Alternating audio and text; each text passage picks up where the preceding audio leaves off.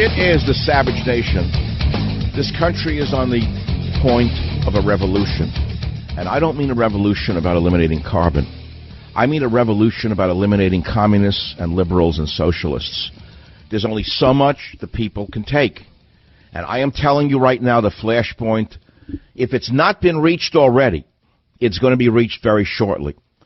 I look at the subways in New York. I look at the BART trains in San Francisco. I see bums crapping in the subway cars, urinating in the subway cars, sleeping in the subway cars. And I see vermin in office who let them do this and don't let the police do their job. Instead, they turn public transportation over to the filthiest, lowest level of humanity, lower that of an animal. And then, it gets worse. A single judge, a Fabian socialist, born in London, who was implanted into a court in Oakland, California, by Obama, just overrode Trump's attempts to keep the millions of illegals out from Mexico. U.S. District Judge John Teagar just ruled that an injunction, well, I won't read the details of it. What he said is, we want as many illegal aliens in this country and as many states as we can possibly get. Let me boil it down for you out there. Let's not read the legalistic garbage and jargon put out by the most twisted minds in America, those who went to law school. So he represented the ACLU, and this one court overruled even the liberal Ninth Circuit Court of Appeals, which limited the impact of this radical judge's injunction to other states, limited in the other states. The judge then overrode the Ninth Circuit and said, no, I'm God. And I want as many Central Americans who cross Mexico and to enter the U.S. We also want as many Africans, Asians, and South Americans to come in as we can get. Who is this stinking judge? But the real question is, and I know what I'm going to hear. I'll tell you the tweet I put out. Unelected Judge Teagar, appointed by Obama, forces U.S. to accept millions of illegals, overrides Trump attempts to save U.S. from flood. Should Judge Teagar be arrested and tried for sedition? I realize that's a radical statement, but we're living in radical times. We're living in revolutionary times. This judge is a revolutionary, not a judge. I don't care if he's wearing a black robe or a pink hat. Did you elect this piece of garbage? Did you see this man's name on a ballot anywhere? Did you see Judge Teagar anywhere? Did you say, okay, I'm going to vote for him, I'm not going to vote for him? You didn't see him. This is how dictatorships emerge. Dictatorships emerge in secret, in star chambers. Obama appointed this rat. He put this rat into a court. This one rat in a black robe is now dictating U.S. immigration policy? How is this even possible? You'll say to me, well, Savage, calm down, it's the law. I don't give a damn about the law. How's that? Because he's breaking the law. We have a law that says we live in a putative republic. You want to call it a democracy? I'll laugh at you if you want to call it that. It's a hypocrisy. When a filthy, stinking bum crapping on himself has the same vote I do, when I've killed myself since I'm 5 years old to pay taxes, and that piece of garbage has the same vote I do. Don't tell me we're living in a democracy. We're living in a hypocrisy. And I got to tell you something. These are radical times. They're revolutionary times. And in times like this, we need a revolutionary president. And I want Trump to be the revolutionary that I elected. They have beaten him down with lies. They have beaten him down so he had to defend himself for 2.5 years, so rats like this Judge Teagar can run all over him. I think it was Friday night that I tweeted something about Trump, and I rarely, if ever, do because I don't want to be wrapped up in the whole Trump show. And the tweet was really simple. And here's what it said. If you were attacked for 2.5 years, lied about, threatened with prison, your family threatened, and all the while the vermin in the media magnified the lies and the false charges, how would you behave? I got about 5 times the number of people on that one that I've gotten in a long time. If you were attacked for 2.5 years, Mr. Liberal scum, you liberal bum, you rat who went to the opera the other night in masks and stepped over the crap. You bums there at the opera. If you were attacked for 2.5 years, if you filthy women with those rented dresses, were lied about, threatened with prison. Your family threatened, all you phonies on Pacific Heights. And all the while, the vermin in the media magnified the lies about you and the false charges. How would you behave, Mrs. Opera, with your rented dress that you gave back Monday morning because you can't afford a pot to you-know-what in? You phonies, you that run this area.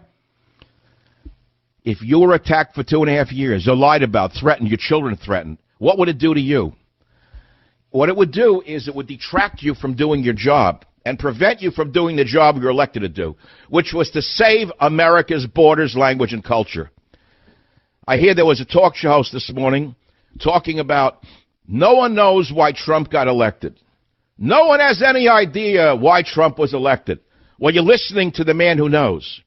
Since even the liberal Slate magazine, if it's called that, I don't even remember, said that I'm the godfather of Trumpomania.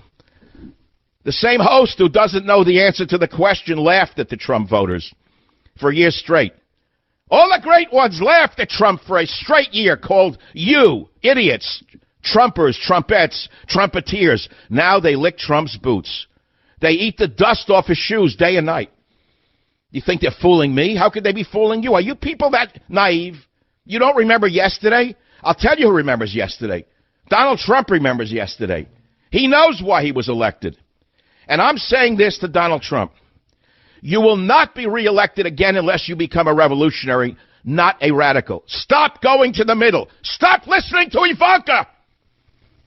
I want you to become a flaming conservative, Mr. Trump. You want to be reelected, there's only one way to do it.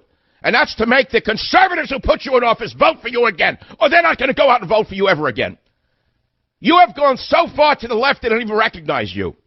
Oh, yeah, I know. Unless they elect you, the RNC tells them we'll have socialism. While you're giving us socialism on a daily basis.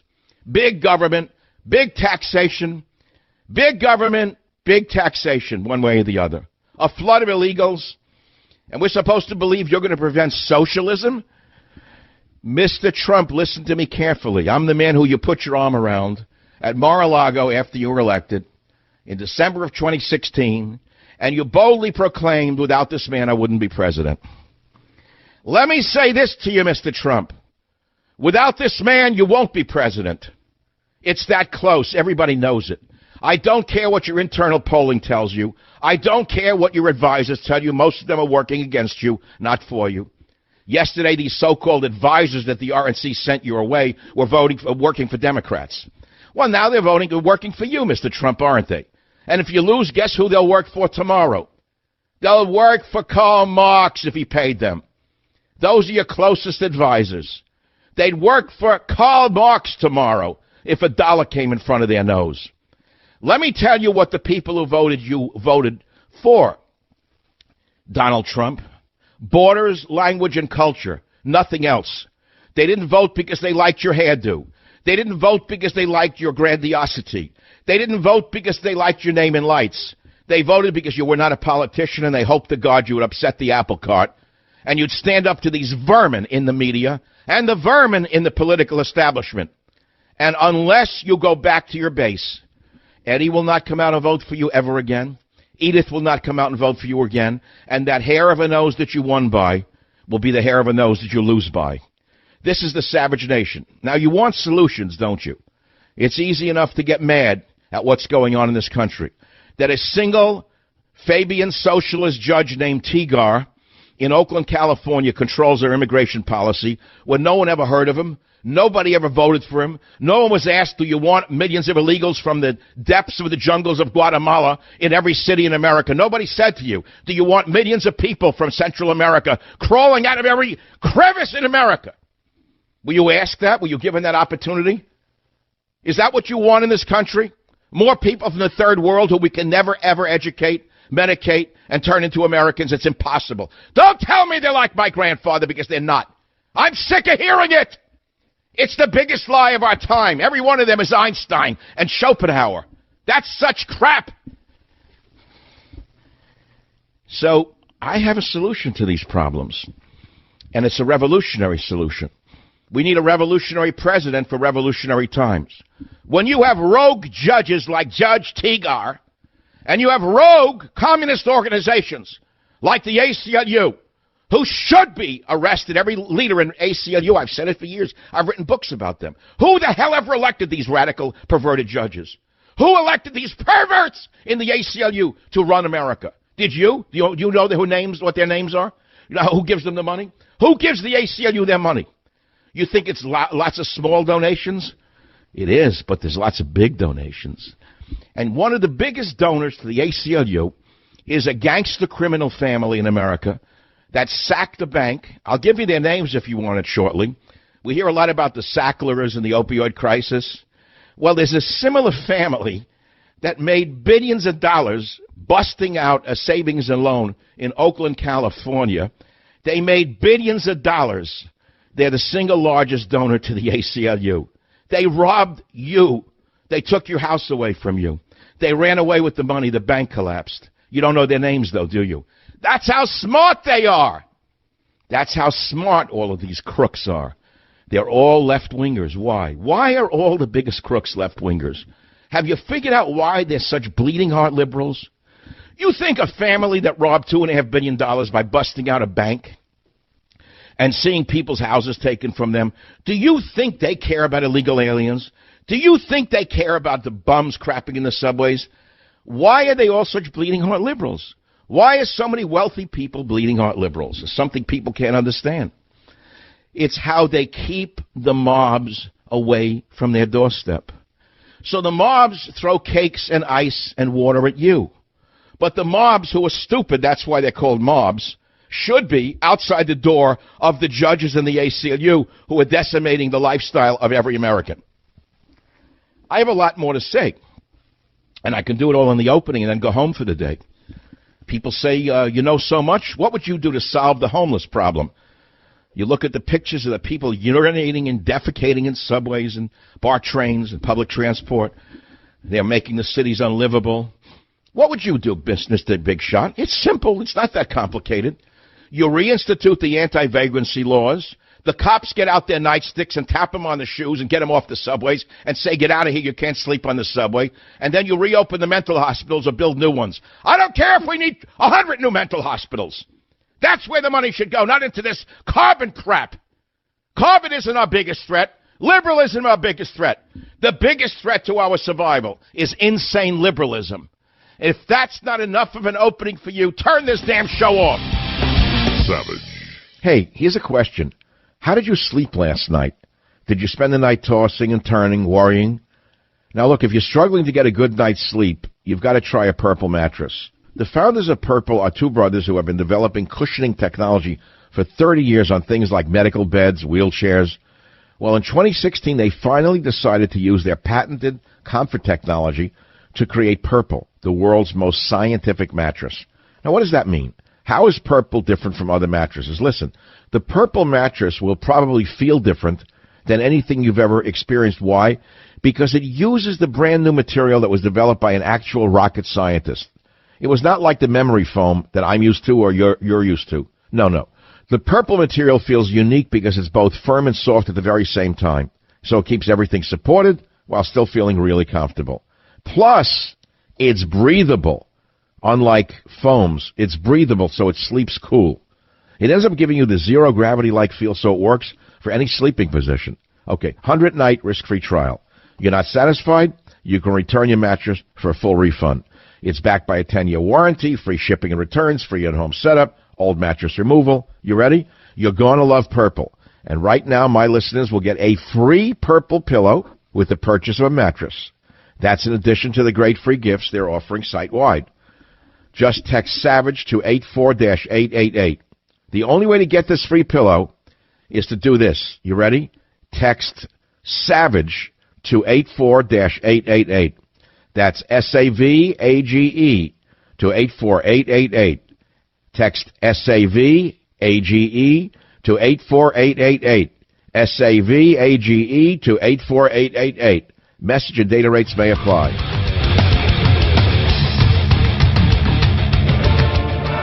God, so beautiful. It renders me speechless. I'm almost sorry that Robert's playing it, because when I hear great music, I can't speak when I realize what the human mind is capable of compared to the filth and garbage that is foisted upon us and called entertainment. When you see the filth and garbage and talentless crap that is held up in front of our eyes and called entertainers or musicians, when there's not an ounce of talent in any of them. Play it again for 1 minute. I mean, maybe we can get it across a little bit.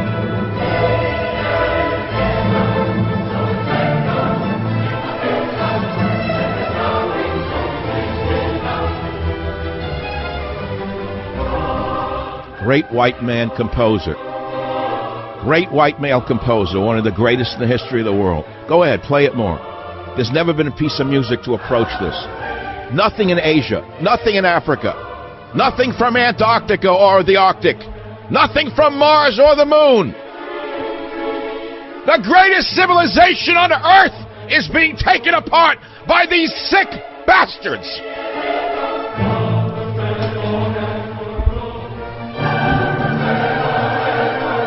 What do these sick bastards stand for? To smash America into glass? Hating our history? As though everything in our history is bad and polluted? That's the left wing? That's the Democrat Party? Pack the Supreme Court with more filth like Judge Tegar. Open the borders and let the garbage of the third world run over our cities, our towns, and our villages. And while they're here, treat them like gods and goddesses. Get on your hands and knees.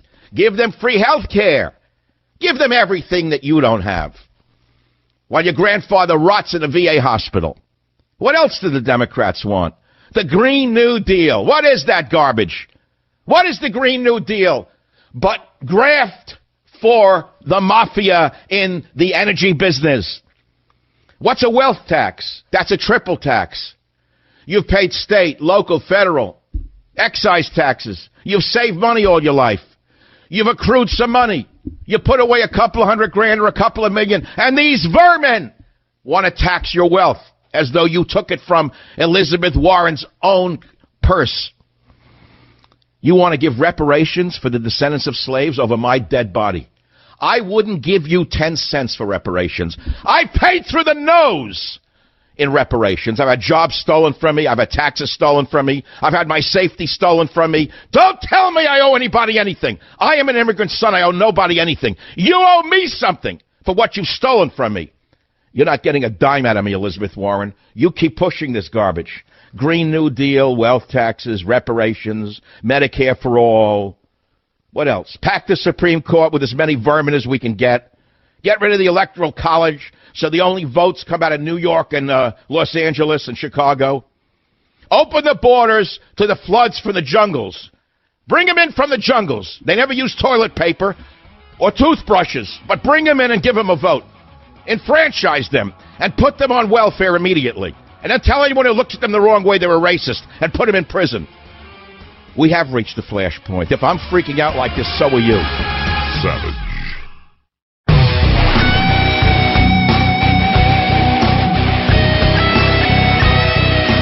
From conversion therapy to perversion therapy in one generation. How do you like that one? The guy who ran conversion therapies for years, trying to convert people from gay to straight, admitted he was gay and it was all a lie. How do you like that one? How do you like that one? From conversion therapy to perversion therapy in one generation. Now, there are solutions to problems. You got a radical judge that no one elected named Tegar, appointed by Obama, who thinks he's the president, never ran for office. He said to America, drop dead, we want as many millions of illegals as we can from the third world, Africa, Asia, Mexico, Central America. We don't care where they're from. We want them flooding the cities. All day long, we're taking it on the chin, taking it in the face.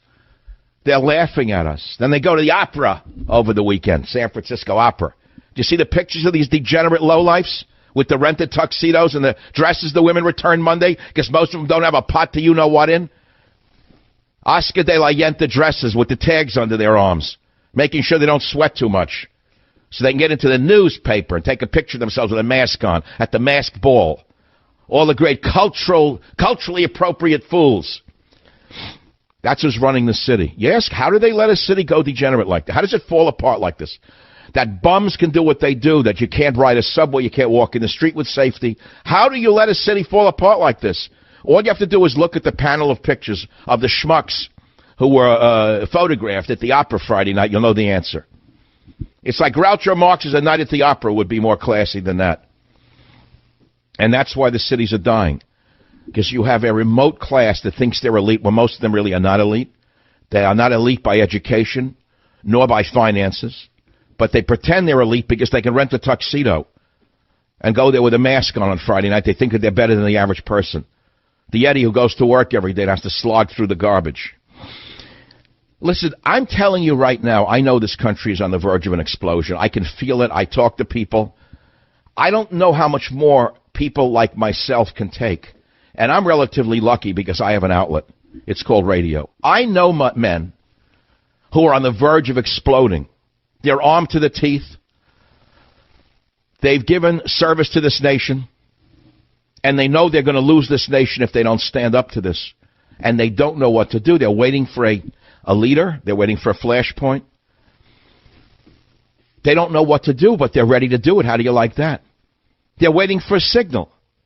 They thought Trump was going to be the one to lead them in an army against this onslaught of human filth. But instead, 2.5 years, they lied about Russia and Russia collusion to throw Trump off the trail and off the track that he was elected for. Trump was elected for one reason only: borders, language, and culture. Secure our borders, stop the flood of illegals, stop the Muslims from flowing in, stop Sharia law, stop the mosques from being built everywhere. We are not a Muslim nation. Ask anyone who's lived in a nation where there is a Muslim majority what life is like for them if they're not a Muslim. That's all you got to ask. Don't go to a textbook. Don't ask a teacher. Don't ask anyone in the media. Ask anyone who's come from a Muslim-dominated nation where they're a minority, what life is like for them as a minority in a Muslim-dominated nation. Then you will know what persecution is. Then you will know what prejudice is. Then you will know what racism is. It doesn't exist in this country on an institutional level. It exists there, in those nations. Trump was elected to stop the creep of Sharia law. Again, he lost in the court last week to one of the vermin who got an ACLU lawyer. How many years have I written books about taking down the ACLU? 20 years.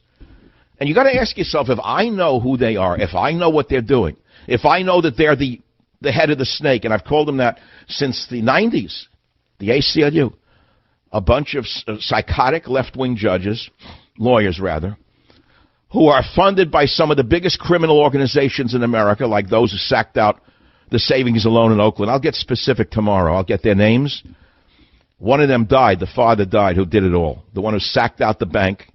Your home got sucked up in 2008, taken away from you. He and his old lady went laughing all the way to the bank. They got $2.5 billion tax-free, and they gave tons of it. I think they gave $800 million to the ACLU. They live. Some of them are still living. Oh, yeah. Oh, yes, some of their children, grandchildren, enjoying the high life in New York, San Francisco. You don't know who they are. They don't have water thrown at them. They don't have cake thrown at them or ice cream. No one knocks them down outside of a restaurant while a puppy is in their arms. We have to suffer the indignities of wanting to save America. Those of us who want to save the country are the targets of hate, not those who want to destroy everything this country was built upon. Everything. I have lived through an awful lot of hatred in this nation. I have never, ever seen a Democrat Party like this with such contempt and such pollution of reality. I've never seen revolutionaries so open in their zeal on the Democrat side. And I don't have any idea how the average American is going to vote for them. I've given you all the things that they want to do. How would anyone vote for them? Warren, Sanders, the other fools. How can you pay for these things? How can you take down the entire energy industry? How can you create an apocalypse like this? How can you say we need to retrofit every building in America? Every building must be taken apart and rebuilt. And who's going to get the contracts? Well, I happen to know of a congresswoman whose husband's a contractor. Many military contracts got her where she is. Oh, then there's a senator, too, big at the opera, whose husband's a contractor. 20 years, big contracts with the Defense Department. All sorts of contracts. They'll get the deal. to retrofit the buildings. Let's see, that would cost $40 trillion over a decade. That's about, $93 trillion over a decade. I was off on that one. That's $600,000 per household to retrofit every building in the United States to make sure that one congresswoman's husband and one senator's husband gets the contracts. And who subscribes to this mass hysteria? Sanders, Harris, Beto O'Rourke are all hysterics. All of them. They're crazy. Ban natural gas. Ban fracking. Phase out nuclear energy. By the way, nuclear energy supplies 20% of this nation's electricity. It's the cleanest of all generators of power. Did you know that? Did you know that nuclear energy is the cleanest form of energy that there is? And by the way, France, eco-friendly France, derives, I think, 80% of their energy from nuclear power plants. You didn't know that either, huh? Oh, yes, some of the most advanced nations on Earth with low pollution use nuclear energy.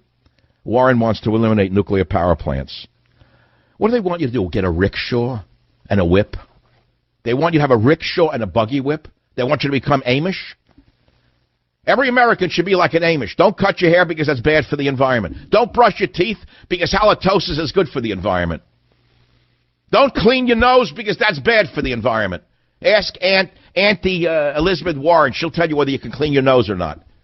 Get a buggy whip and a rig with a horse on it, and then you'll be arrested for abusing an animal.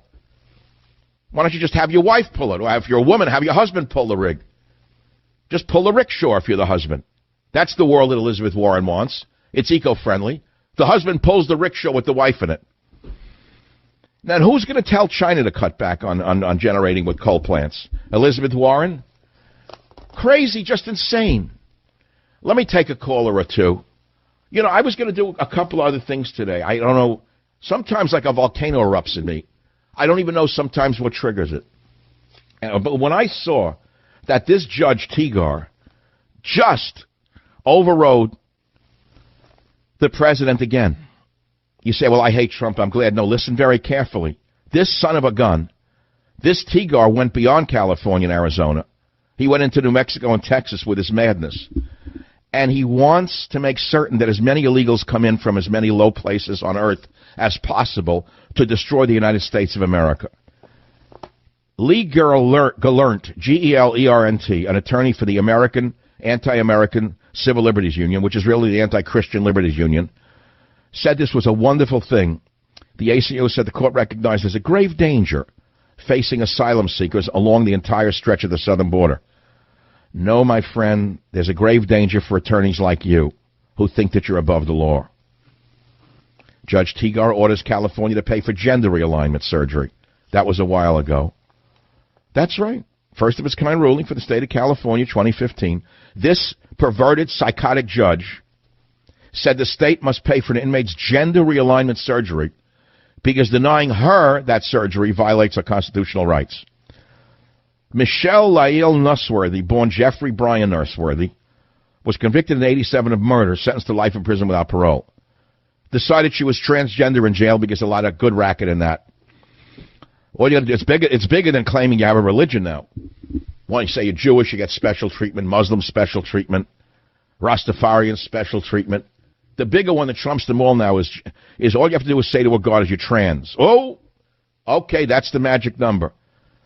And you get special treatment. Now she gets special surgery, hormone therapy while in prison, and gender realignment surgery, which the state initially said no to.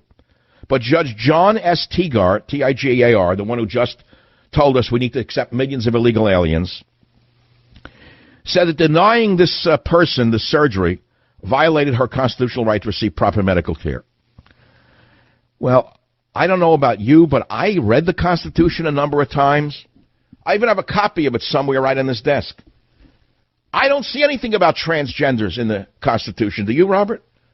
Can anyone show me anything in the Constitution that says a person has the right to have their male parts cut off and thrown in a garbage can or fed to the dogs outside the prison yard and turn them into a woman in a prison and you have to pay for it? Any doctor who does that surgery, by my estimation, should be arrested. I've said this before and I'll say it again. Take my microphone away if you don't like it. I'll say it again, and I'm not alone on this. The chief psychiatrist at Johns Hopkins agrees with me. Any doctor who engages in sex reassignment surgery is committing a fraud of the Hippocratic Oath, and by the way, is violating all the tenets of being a doctor. I've never seen the madness of our times getting so fast, so bad, and so bad, so fast as I do right now. It seems to be escalating, doesn't it? Listeners of the Savage Nation, do you feel the escalation of the madness? Do you feel it ramping up, getting crazier and crazier and crazier? That the crazier the person, the higher up the chain they go in the left-wing media, the higher up the chain they go in the judiciary, the higher up the chain they go in the academic circles, the higher up the chain they go in the Democrat circles. Have you ever lived through an insanity like now? Well, I tried to stop it with a book called Stop Mass Hysteria. America's Insanity from the Salem witch trials to the Trump witch hunt. Unfortunately, you probably didn't read it. Shame, isn't it? Maybe you could have stopped it. Savage.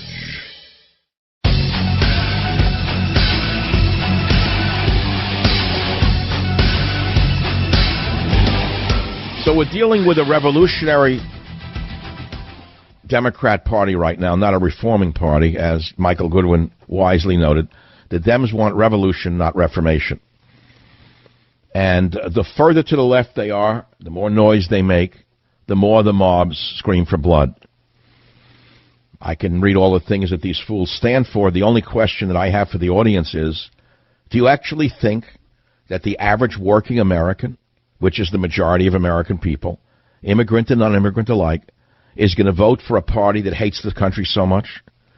Do you think that a poor person who's working 2 jobs to survive wants to hear Medicare for all, reparations for descendants of slaves, knocking out private insurance that covers 150 million people?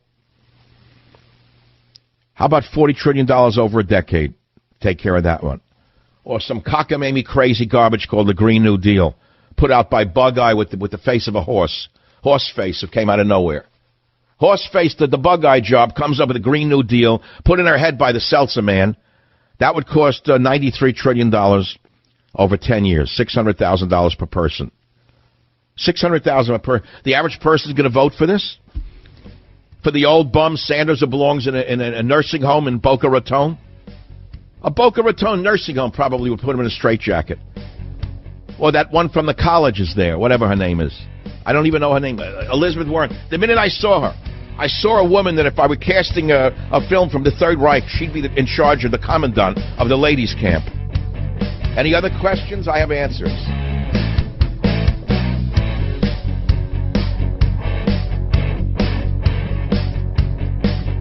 The Westwood One Podcast Network. Warning, the Savage Nation contains adult language, adult content, psychological nudity. Listener discretion is advised. And now, the world's most exciting podcast, The Savage Nation, home of borders, language, culture. And here he is, New York Times best-selling author and National Radio Hall of Fame inductee, Michael Savage. I was going to do a normal show today. And then just before the show started, I saw an article that a radical judge in Oakland, California named Tigar has decided that he is the president of the United States, actually the dictator of the United States, not even the president. And with the stroke of a filthy, dirty, rotten, polluted pen, as being prompted by the vermin in the ACLU, he overrode the American people who want no more illegals flooding this country. I don't know anyone who wants them here, by the way, other than pressure groups who make money off them. You know, no average citizen wants them, Democrat or Republican alike. Make no mistake about it. Forget about politicians. We know why Feinstein wants them. We know why Newsom wants them. We know why people in New York in the high levels want them, and in Texas, because the illegals vote Democrat, and that's how they climbed to the heights of power, through the illegal vote. So therefore, they're the ones pressuring to have them. The people who run the newspapers don't need them because they don't read English, so what do they need them for? Did you ever ask yourself why? Why do liberals scream that they have such need for illegal aliens? Why? We're all immigrants. That's nonsense. That's such a lie, you can't even know where to begin with it. I don't have to go through the basics of Immigration 101 for you, do I? So just before the show, I see that this judge overrode Trump's attempt to stop the flood of illegals as though he has the power to override the American people, because we elected Trump to stop the flood of illegals. We elected Trump to stop the flood of illegals. We elected Trump to save America.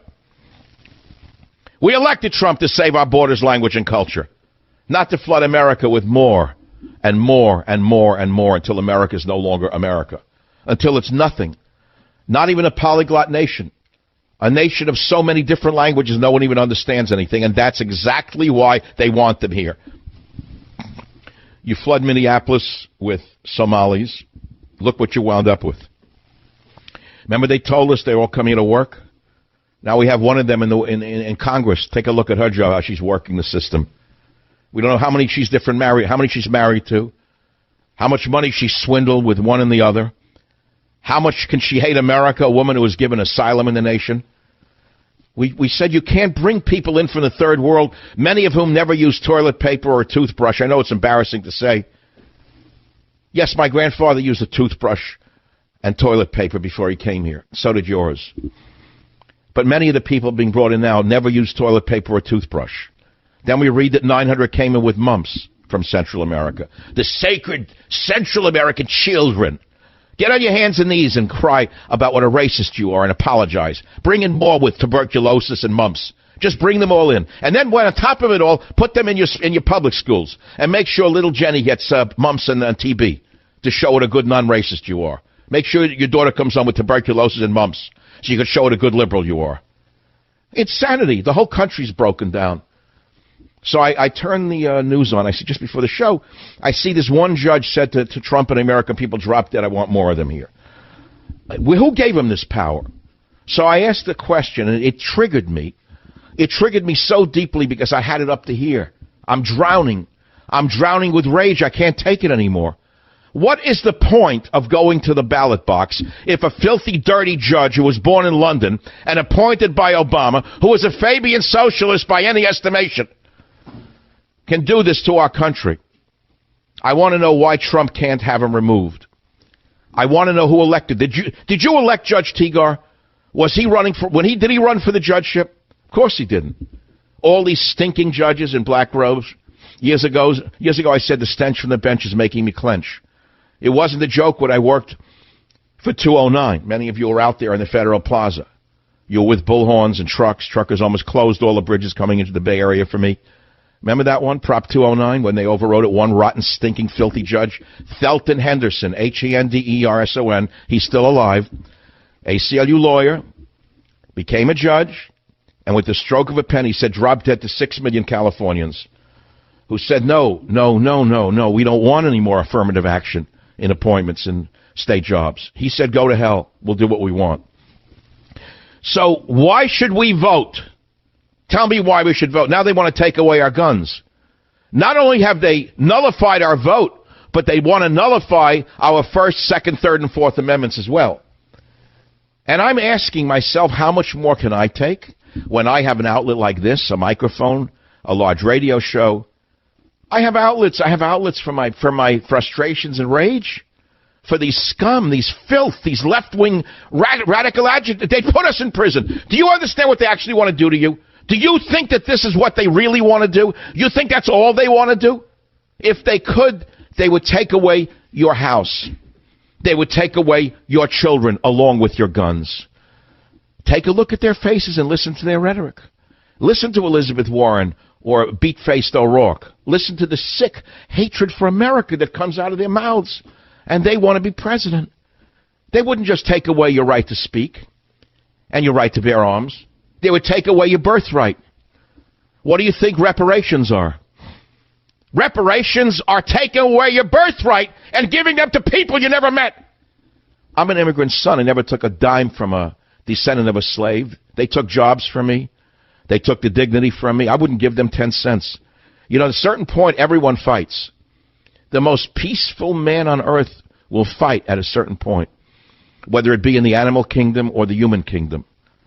At a certain point, when a man is backed into a corner, he will fight. Make no mistake about it. It could be a cheetah in the jungle. It could be a gazelle hunted by a cheetah. It could be a talk show host. It could be a doctor, a lawyer, an engineer, an architect. It could be a former Marine, a current Marine. It could be a cop, a former cop. a would-be cop. It could be a teenager, it could be a grown man, it could be a little man, it could be a big man. At a certain point, people will fight. We've reached that point. I'm telling you, I can feel it in my blood. Something is going on inside of me that I know is not alone inside of me. I can tell you we've had it. We can't take any more of it. For 2.5 years, they lied about Trump with Russia collusion. And all of a sudden, overnight, they stopped and they went on to a new lie. And that filthy, dirty, degenerate scum, Nadler, I look at him and I know what he is. I'm from New York. I know what pieces of garbage are. I've seen this type of night school lawyer. I know what kind of filth he is, with the pants up to his breasts. You know who I'm talking about, that filthy ticket fixer from New York. So they persecute him for 2.5 years. They can't nail him to a cross with lies, so they come up with new lies. And we're waiting for someone to go in and drag Nadler out and find some dirt in his closet. Get all the skeletons out of Nadler's closet. Go ahead. Go dig him up. See, you tell me a guy like that, as dirty as he is, you're telling me no one can dig up what he's done in the past that could indict him? I don't know where see, here's the problem. I do know why. And I put my finger on this a couple of months ago. I figured out what's going on. The reason Trump is not really fighting back, and he has capitulated, is because the Democrats and the media attacked him with lies for 2.5 years, but the Republicans, the RNC, were in the same on the same team as those attacking Trump. They weren't on his side. They never were. They never wanted him. The RNC, the DNC, the media NC, they're all one and the same. They're known as the deep state or the establishment. What you call a deep state is a new phrase for the established power. So stop coming up with new phrases every day to confuse yourself. So I said to myself, who actually is behind this? That Trump's been nullified on virtually every promise he made. And I realized that it was the Bush family. In my opinion, you notice you haven't heard anything from any of the Bushes who hated Trump? Remember they were screaming crazy, Barbara Bush? Remember that? Remember they wanted Jeb, he was the anointed one, he was supposed to be president? And all of a sudden, Trump ripped him to shreds during the primaries, and he was never the same. And the mother never forgave Trump for what he said about the Bush family, because she considers Trump to be just a glitzy upstart from New York, some real estate swindler. And they're old line, old power structure Republican aristocracy, the Bushes. And you might say they are. When you look at the family, I understand how dynasties work in a country. And I know what a dynastic line looks like in any nation. Don't tell me they don't exist here, because they do. Whether they be the Rockefellers or the Bushes, they're a dynastic family. So it's her turn for yet another son to be president. 2 weren't enough. She needed 3. She never forgave Trump. And as far as I can tell, if Jeb Bush were president today, it would be no different than what we have now. We'd have open borders. We'd have spending like insanity. I don't see any difference right now. It's like Jeb Bush is running the country. Oh, the rhetoric is different. It's not as polite and curtsy-like, a little curtsy here and there, like the Queen, tap the rear foot and bend forward. No, none of that. Brash, loud, tweeting. You wouldn't have any of that, but it'd be the same policies. Tell me the difference. If Jeb Bush were president, tell me the difference now. What would be the difference? You'd have crazy spending. You'd have illegal aliens running out of your soup. Everywhere you turn, there'd be another illegal alien popping up. Tell me what the difference would be if Jeb Bush and the Republican establishment were running the country than Trump. It wouldn't be any different. It'd just be a difference in style. So what I'm saying is that's what's happened. There's been a revolution within the Trump administration, and most of his policies are that of the RNC. So I see what the judge did, and I just went, berserk in hour 1. In a sense, I let it all out. It was like a volcano exploded in me. They've been building up over a period of months now. And if you want to hear what happened in hour number 1 in segment 1, which people are commenting on rather heavily and in a very salutary manner, it'll be on my podcast today. I don't want to replay it, and I don't want to re-talk about it. At the bottom of this hour, I have a very special guest for you. I saw his column the other day. His name is Michael Walsh. Amazing article, how Trump trauma could hand the Democrats a victory in 2020. He's a really smart guy. And he talks about the Clinton fatigue, and then he's talking about the Trump trauma and what could happen.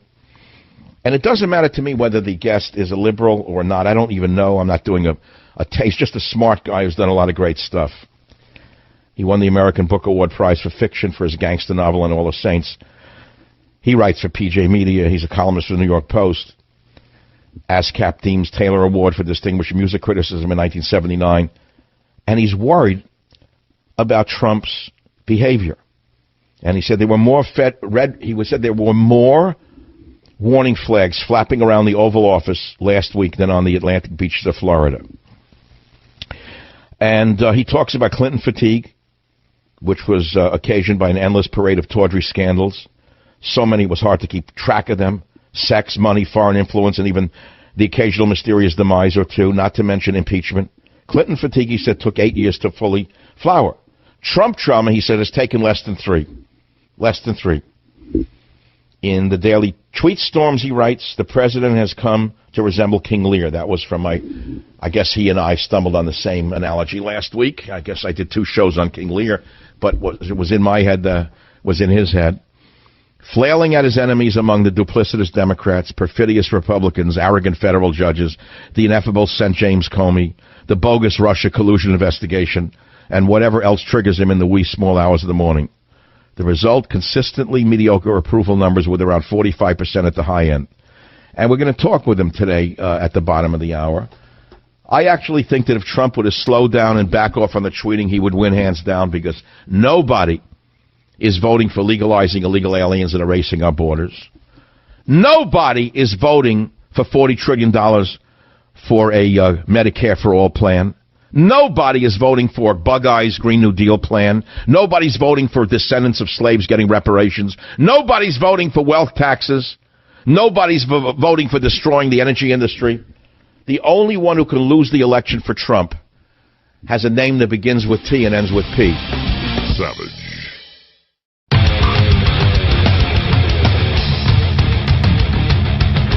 Where's America now? Where the hell is my country? You Democrat bastards, you! If it was up to me, I would arrest all of you. How do you like that? There would be no election. For what you are saying about my country, I'd put you in jail.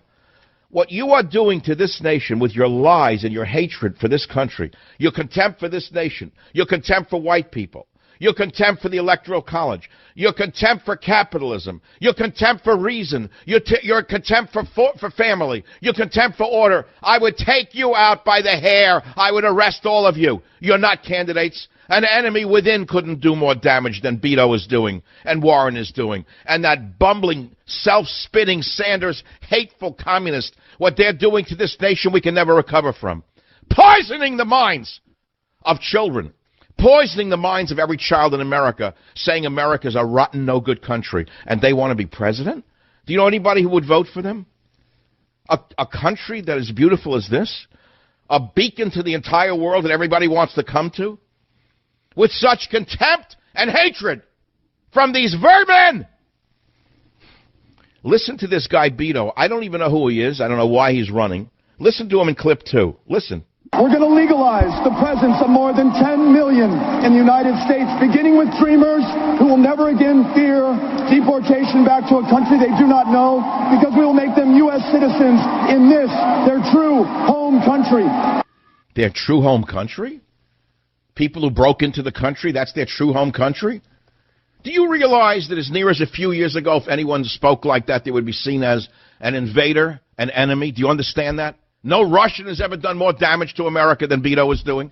No Russian or Chinese has ever done more damage to this nation than the entire Democrat pack of vermin are doing right now. I want you to listen to the next one and listen to this psychopath Beto in that one. And you tell me this is legitimate? Listen. This is a violent country that loses more than 40,000 of our fellow Americans every year to gun violence.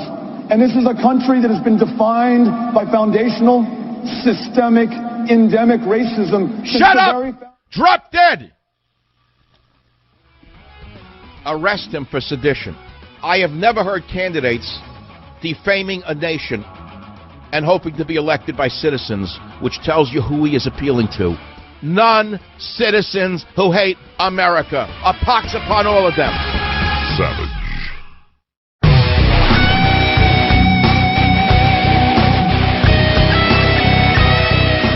Okay, we now move to the segment of the show that I like best, when we have someone as literate and as articulate as we have now, Michael Walsh. is with us, and he says Trump trauma can hand the Democrats a victory in 2020. I'll let him speak. I'm not going to paraphrase what he wrote because the writing is great, because the man is a writer, screenwriter whose work includes 6 novels, 9 works of nonfiction, a hit Disney movie. But more interesting to me, he's a former classical music critic and foreign correspondent for Time magazine, which is amazing to me. And there's no litmus test on this show. The only litmus test is articulateness, and I think you're going to love the guest, Michael Walsh, right now on how Trump trauma can hand the Democrats a victory in 2020. Mr. Walsh, welcome to the Savage Nation, a true honor. Thank you, sir. Appreciate it. So you said the Clinton fatigue took 8 years to fully flower, but Trump trauma has taken less than 3. And, of course, you quote the resemblance to King Lear, which I did 2 shows on last week, because we both like our Shakespeare at some point. And in the last hour, Mr. Walsh, I said that the only person who can stop Trump from being elected is a man whose name begins with T and ends with P. What do you think is going to go on here? Well, I think you're right, Michael, about that. The president is his own best friend and his own worst enemy at times. And I wrote this piece for the New York Post, which appeared in yesterday's newspaper, to really send up a warning flare that certain portions of his base, which he absolutely needs in order to win re-election, as you know, absolutely, are just wearying of the constant tennis game between him and the media, him and his enemies, him and just about the rest of the world. Not that they're opposed to his policies, but I think if this play were conducted off stage rather than on stage 24 hours a day, he would be better served. And that's the point I was trying to make. No, I know that. I understand it now. Many people probably misinterpret what you're saying, as they will in this country. They'll misinterpret anything that you say about anything, and they call you an anti-Trumper, a never-Trumper if you say one word of criticism. But I myself know for a fact from my own audience that the people who I motivated for a year straight to go vote for Trump, who hadn't voted in previous elections, they're not going to come out again if this keeps up, especially if he continues to go to the left on so many big issues that matter near and dear to them. On the other hand, though, look what we have on the other side, Mr. Walsh. Have you ever seen, and I'm not giving you a litmus test, I don't even know how you vote, nor do I care. I have never seen a party that is so filled with insanity as I do with the Democrats today, and I come from a family of immigrants and Democrats. This is insane what they're calling for. It's a point that I did make later on in this piece, Michael, about, the various lunatics and geriatric nutcases that the Democrats are posing. But I'd like to say you're absolutely right about the opprobrium that I received for this piece by people who call me a never-Trumper. And I like to remind them that in the pages of the New York Post, the week before the election, the Post asked me, did Trump have a path to 270 to win the presidency? And I wrote a big piece the Sunday before the election showing exactly how he was going to win the presidency. So I think my non-never-Trump credentials are perfectly in order here. But, Mr. Walsh, here's the problem. We've reached the point where the true believers outnumber those who have any capacity for reason. I've seen it in my own show. I know that I backed him for a year straight. Trump put his arm around me at Mar-a-Lago in December of that year and said, without this man, I wouldn't be president. I've been in the White House twice. However, what I see going on now, I feel it's my obligation to point out some problems here, and every time I do, they call me every name under the sun. The audience turns to the people who pound the Bibles and say that he's our God, he is our salvation, and I don't believe in worshiping a man. So I'm facing the same myself, but I continue to say that we need to be loyal to the man, meaning it's not the man, it's his ideas that I voted for. It was Borders, Language, Culture. It was not Donald Trump per se. I don't know the man personally, nor do I care about a man personally in that sense. I care about what he stands for. And unless they can understand that, I don't think they can understand anything. But let me go back to you as a writer. Sure. You won the ASCAP Deems Taylor Award for Distinguished Music Criticism in '79, but then you win the American Book Awards Prize for Fiction for your gangster novel, And All the Saints in '04. I'm a gangster fan guy. What is that book about? Can I ask? I know it's in the middle of all this other stuff. Oh, no, I'm always happy to talk about that. That's one of my favorite books. It's called And All the Saints, and it is the first-person autobiography of the great Irish gangster Oni Madden, who founded the Cotton Club and was Mae West's lover and hired Duke Ellington, and he was an amazing... I got to get a copy of that. I know I'm going to pay a fortune for a used copy in hardcover. I want to ask you something. As a film writer, screenwriter, 6 novels, 9 works in nonfiction, a hit Disney movie, have you seen the Netflix drama, The Spy? With I have not, no. I hated it. I can tell you the truth.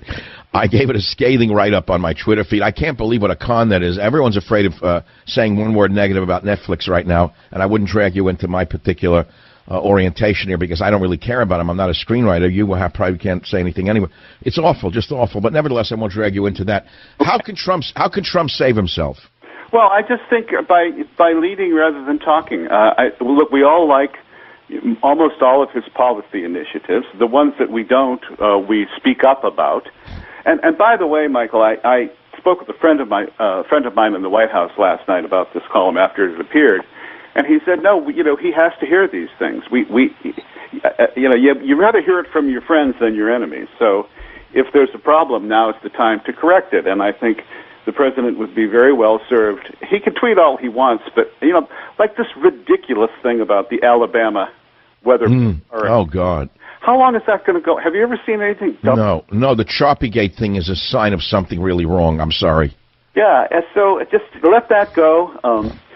Continue to do what... But he doesn't listen to anybody, Mr. Walsh, does he? Look, on September 7th, I tweeted, I think Friday night, if you were attacked for 2.5 years, lied about, threatened with prison, your family threatened, and all the while the vermin in the media magnified the lies and the false charges, how would you behave? I almost think that they made him half crazy from it. Well, who wouldn't be? That's what I'm saying. I couldn't take it. Yeah, I know. Over the years, when I saw this happening, my wife and I, we talked about it. She said I would have resigned if I were him. I couldn't take it. That's what they wanted him to do. They did, yeah, and I think some of his faith in his instinct to go to his own family for the closest political advice is not necessarily perhaps the wisest course. No, yeah, you can be as delicate as you want about it. I think it's a bad idea. Well, let me put it less delicately then. It's as if King Lear trusted Cordelia, but I knew you were going to say Cordelia. To be Reagan and Goneril all wrapped up in one. So.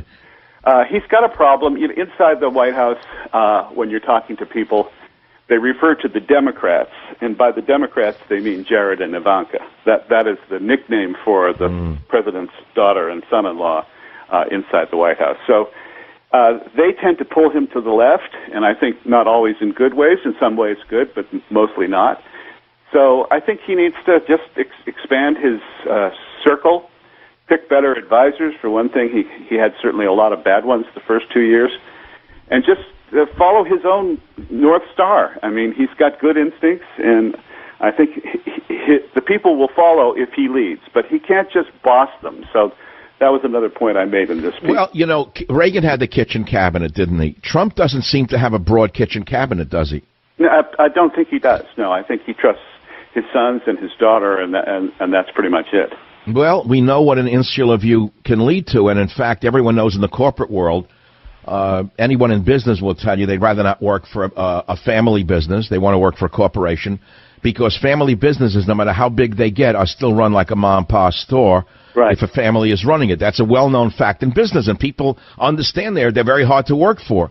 And I think it's the same here with an administration that doesn't reach outside of its own family. Yeah, I think the Kennedy administration taught us this as well. Obviously, Jack appointed his brother-in-law as Attorney General and gave Bobby pretty much a free hand to go after Martin Luther King. And, a lot of the people forget that it was the Democrats that were bugging Dr. King and, trying to keep the blacks basically down in the South. So insular cabinets are not good for anybody.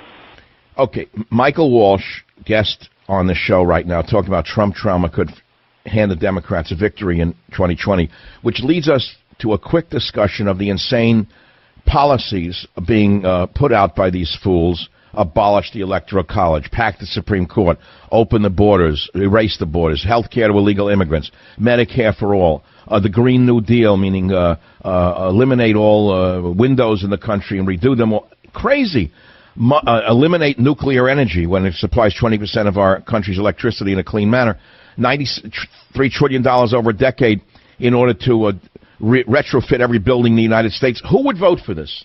I don't know. I really think nobody would vote for it. I think it depends on who impersonates the the values and somehow hides the program. So that's why I don't think Biden will even come close to getting the nomination. He's too old and too... Okay. Warren is a very unlikely and unlovable figure. She's unlikely, and she, as a screenwriter, and I said this, and I'm not asking you to comment, if I were writing a screenplay or casting a movie, and I'm very, I do this in my head anyway. I've written 3 novels and they were bestsellers, but I never wrote a screenplay. If I were casting the commandant of the women's camp in Auschwitz, it would be her. I know you can't come, but she has that look of that meanness about her. She's unelectable. Beto is totally crazy. Which one of them is it all electable? Tulsi Gabbard. The only one is. But I said the same thing, but they knocked her out right away, didn't they? Yeah, because she filleted Kamala Harris like a fish on stage the last time. So she's doing some time in the penalty box. I think, and also is recognized in the White House re-election circles, is that she would pose a very, very formidable opponent to him because she's the exact antithesis of him. Yes. And yet she has enough. I like Tulsi, even though she's rather leftist. She has the right background. She did serve in the military. She's a very good-looking woman. Yes. She's got the ethnicity to appeal to a multifaceted population. And she's super articulate and very appealing. And that's, of course, why the Democrats got rid of her, because they knew that she would easily trump the rest of them. Yeah, that's actually the truth. So I think she would be the most potent candidate against him. I think she would negate a lot of his strengths. He wouldn't look funny making fun of her, bullying her. He would just look like a bully. Oh. Whereas with Hillary, everyone couldn't wait to have him punch her again, because that was... Yes, that's interesting. So why did the Democrats commit suicide by dumping Tulsi? What, the anointed one was this one from San Francisco, yes. Willie Brown's old friend? She's been the female Barack Obama in their eyes for the last year or so. But she's not that smart. I've said many times about her, if you watch her and you listen to her speak, and I've watched her for years in the Bay Area, I say this woman, if you gave her a compass, she couldn't find true north.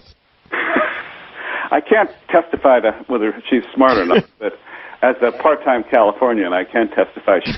She's quite formidable and quite mean, and I don't think... that works for the Democrats. Yeah, so, really, why would they get rid of her? Just because of the party politics? Is that it? Not because they were even thinking about survival?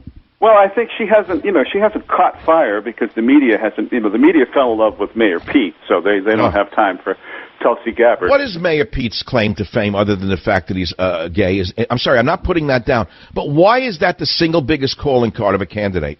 Well, we're in identity politics, so he checks the box. He checks that particular box, and Harris checks an interracial box. And, Warren checks the grandma socialist box, and Bernie checks the Zinoviev box. So yeah, Bernie checks the crazy Seltzer Man box. I get it. Well, it's been a pleasure speaking with you. I love your articles. I invite everyone listening to the show to look for Michael Walsh's articles in the New York Post, but you also write for PJ Media.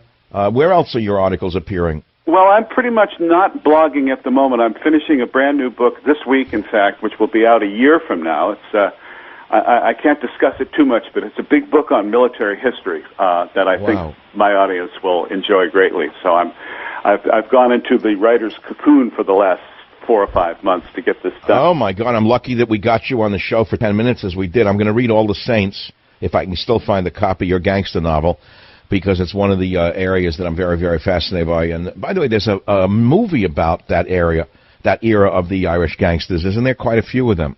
There is. In fact, I sold this book to MGM Studios, so it never got made, in part because MGM is basically no longer with us. But it was my first sale in Hollywood, and someday that script may get made, and I'll be very happy when that day comes. Well, I look forward to reading your next book. Michael Walsh, his columns are great, but the main topic that we talked about today is how Trump trauma could hand the Democrats a victory in 2020. Mr. Trump, if you get this message, we're your friends, not your enemies. I'll be right back. Savage.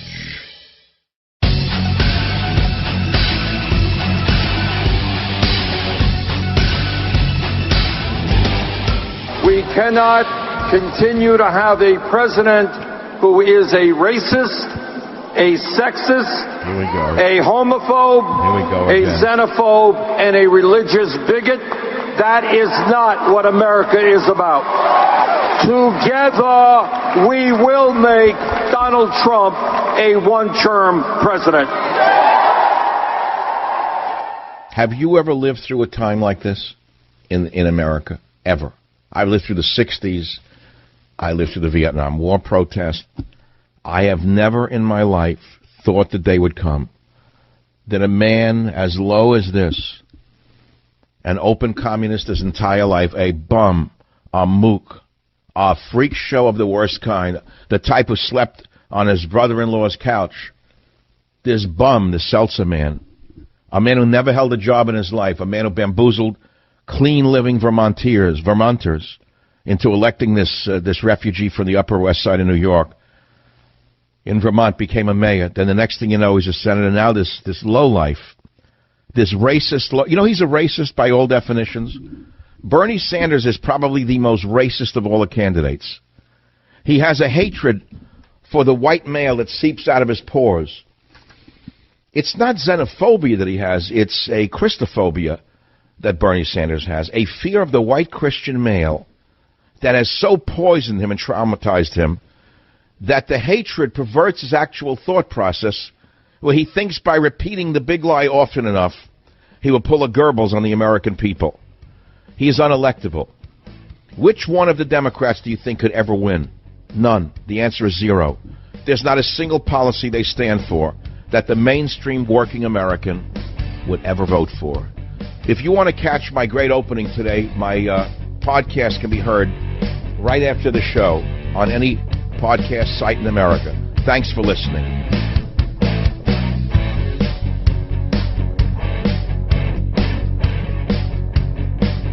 The Westwood One Podcast Network.